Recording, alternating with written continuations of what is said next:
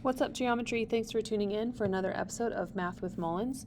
Today we're going to be looking at our Unit 2 test reviews. This is all about our logic and reasoning and proofs.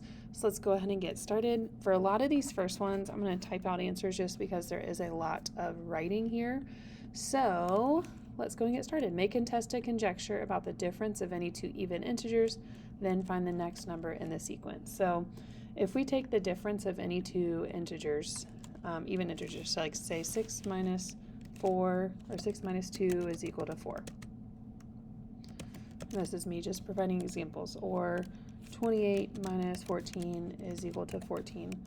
And then I'm going to give a non-example. 6 minus 5 equals 1. I'm going to space these out just a little bit so we can kind of see the differences here. So it looks like anytime I take a difference of any two even integers, I'm going to get an even result. So the difference of any two even integers will be even. The next number in the sequence will be 8. Number 2, provide a counterexample to show the conjecture is false. All prime numbers are odd. My counterexample would be 2 is an even number and it is also prime. Number 3, identify the hypothesis and the conclusion of a conditional statement. Hypothesis meaning is the cause and then the effect. So if here we're looking at if you wash the dishes, then I'll dry them. The hypothesis says you wash the dishes. That's the cause. The effect will be I will dry them. Okay? Same thing here. A number divisible by 2 if its last digit is even. So if the last digit is even is going to be our hypothesis. And then maybe I'll word that a little bit better. If the last digit of a number is even, then my conclusion would be the number will be divisible by 2. Rewrite the statement in if-then form. So starting with this, if an angle measures 90 degrees, then it is a right angle. Determine whether the biconditional statement is true or false. This is false.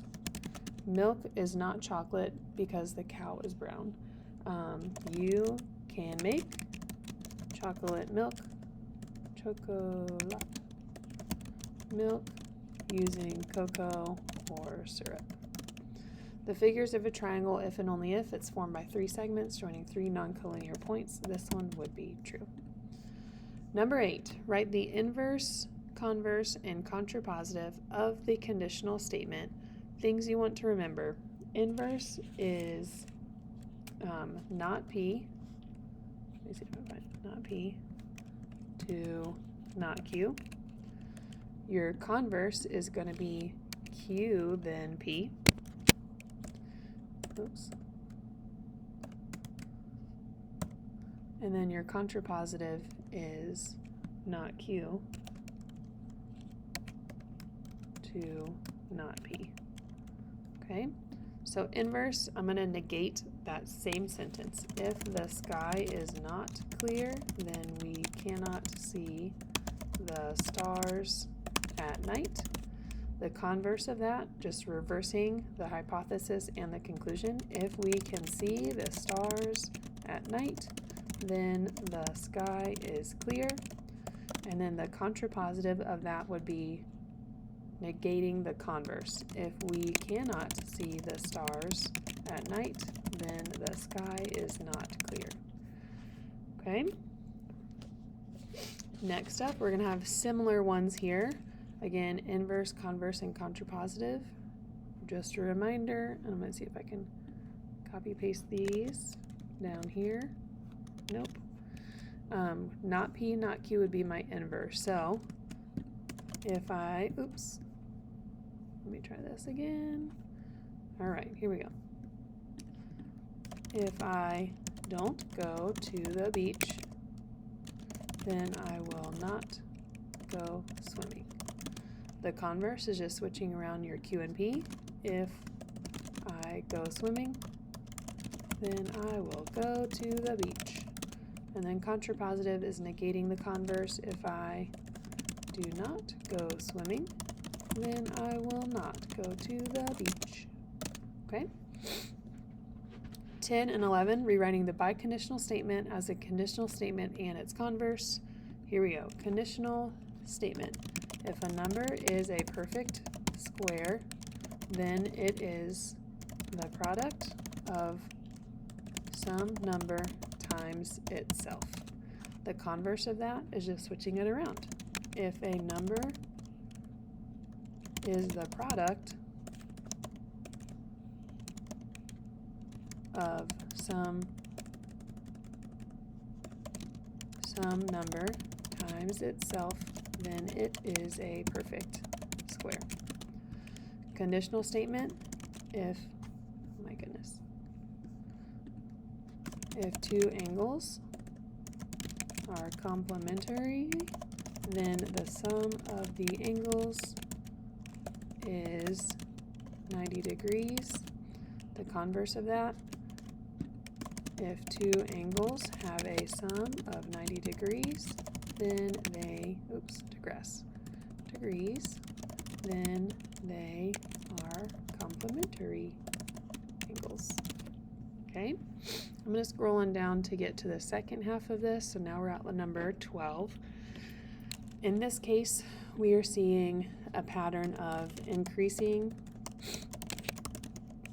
by the next, or increasing each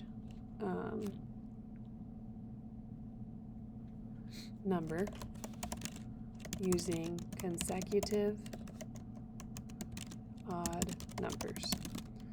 So the next, because we can see, and this is when I'm going to start drawing. You guys can't make fun of my drawing on the next one though. Because we can see here, like 1 plus 3 is 4, 4 plus 5 is 9, 9 plus 7 is 16, 16 plus 9 is 25, so the next one would be plus 11, so that would give me 36, and then 36 plus 13 would give me 49, okay? What here I'm seeing now for number 13 is I have a 4-sided figure, a 6-sided figure, and then an 8-sided figure. So what's happening for this one is we're increasing the number of sides by 2 each time. So I would need to be able to draw a 10-sided figure, which I might just Google 10-sided figure or a decagon.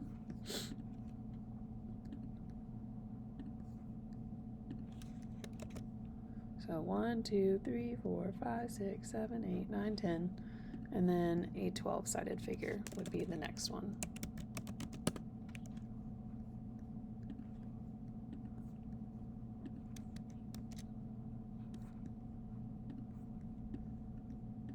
So those are 10 and our 12. Almost starts to look like a circle the more you add to that. All right, next up we're going to write some more. Use P and Q to write P, then Q in words, Q then P in words, and then decide if a biconditional statement would be true or false. So, for number 14, if then, if two lines in a plane are parallel, then the two lines do not intersect. And then Q then P, if two lines in a plane do not intersect, then the two lines are parallel. And then writing the biconditional statement, two lines in a plane are parallel if and only if, or you can do your IFF, they do not intersect. This is true. 15, you are in North America is our hypothesis, conclusion, United States. If you are in North America, then you are in the United States. That's true. Well, sometimes. If you are in the United States, then you are in North America. That one is true.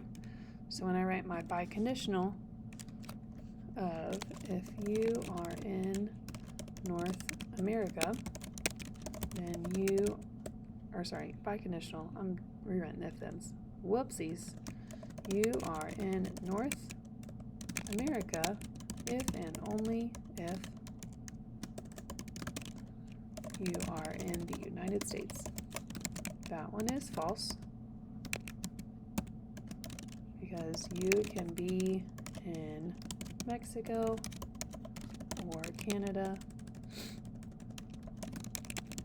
and still be in North America.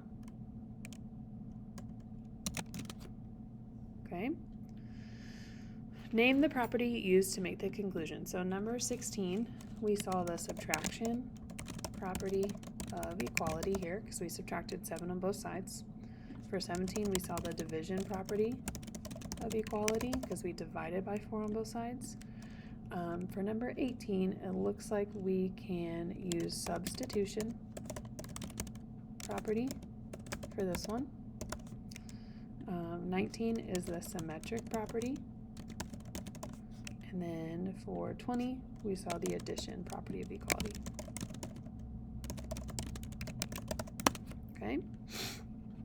Here we go. We're going to start with some proofs. We're given that 1 and 3 are a linear pair and 2 and 3 are also a linear pair. So can we prove that 1 and 2 are equivalent?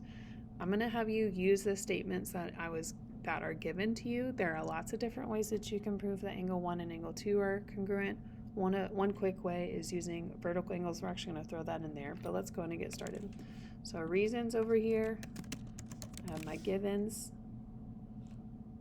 for these. Angle 1 and 3 are supplementary, and 2 and 3 are supplementary. That's going to be our supplement theorem.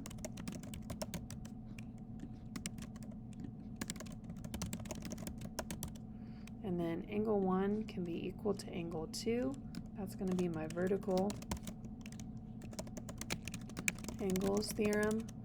Or you could also consider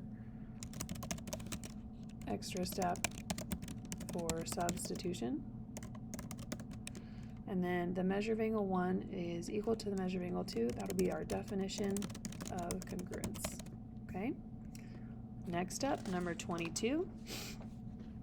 We know that AB is equal to BC, so let's try to prove that 1/2 of AC is equal to BC. So statement number 1 over here is our given.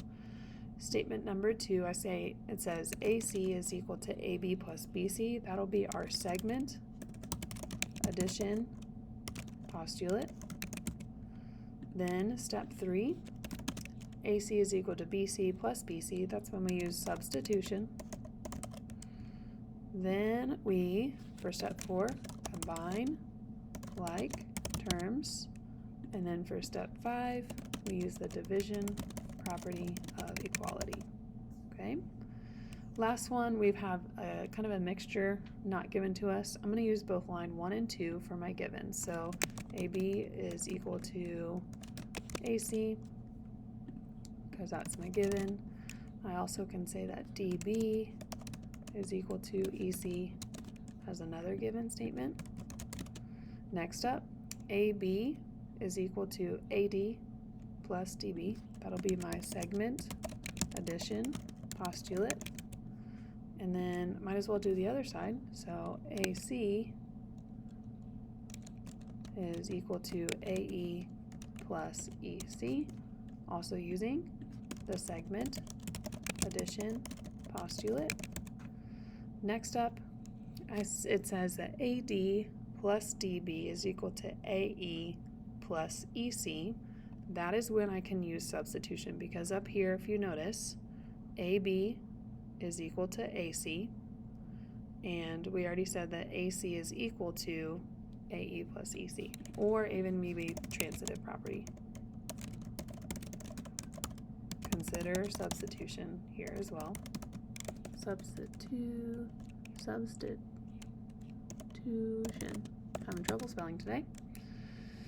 Then we notice that AD plus EC and AE plus EC, we just substituted dB for EC, so substitution. And then finally, we can subtract EC from both sides to get AD is equal to AE using the subtraction property of equality. Okay? That'll conclude your big test review for Unit 2, Logic, Reasoning, and Proofs. Hopefully this helped clear some questions up for you. Thanks for tuning in, and we will catch you next time. Good luck on your Unit 2 test. Bye.